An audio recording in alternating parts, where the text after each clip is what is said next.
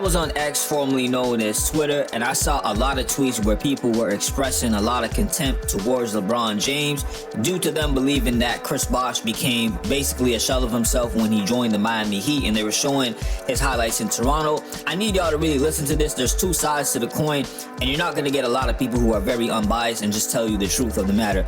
Let's start with the first side. When Chris Bosh was on the Toronto Raptors, they were a bad team.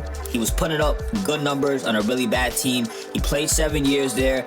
He missed the playoffs 5 times out of those 7 years. You could get into how good the team was around him. I understand that. The 2 years that they did make the playoffs, they lost to a New Jersey Nets team that had Vince Carter, Jason Kidd, Richard Jefferson. Wasn't exactly a championship team. In fact, the New Jersey Nets were a 500 team in the 6th place. The Raptors were in the 3rd place with 47 wins, and then they lost to the Orlando Magic in the other year. The Magic were a 52-win team. The Raptors themselves were a 500 team. So when Chris Bosh joined the Miami Heat, he's joining a team where Dwayne Wade already won a championship on his own. LeBron James had his playoff moments, got to an NBA Finals in his 3rd year.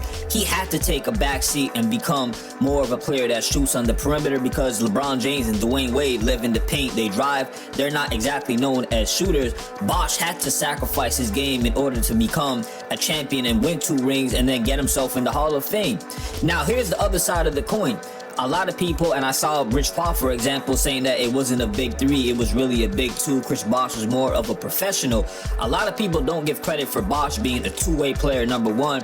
He was a much better defender on Miami Heat than he was with the Raptors. But to piggyback off my point with Chris Bosh needed to fit in with the 3-point shooting, well, in the inverse, that obviously helped LeBron James and Dwayne Wade. They needed that just as much as Chris Bosh needed to adjust his game himself. And the biggest example I could give of that where it helped them was in the 2012 NBA playoffs. LeBron James going up against the Celtics again. The Celtics are up 3-2, probably going to win that series. Bosh was missing some of those early games, right? And people were talking about that. Yo, people saying Bosh is not needed. Now they're down. And when Bosh came back, y'all know what happened? He was extending the floor and forcing guys like KG and Perkins outside of the paint in order to guard them at the 3-point line, and it was just a terror. Chris Bosh was left wide open, and he was nailing 3-pointer after 3-pointer. You could go back and watch the series. With that being said, y'all let me know what you think about Chris Bosh's career with the Raptors, Miami Heat, and basically overall.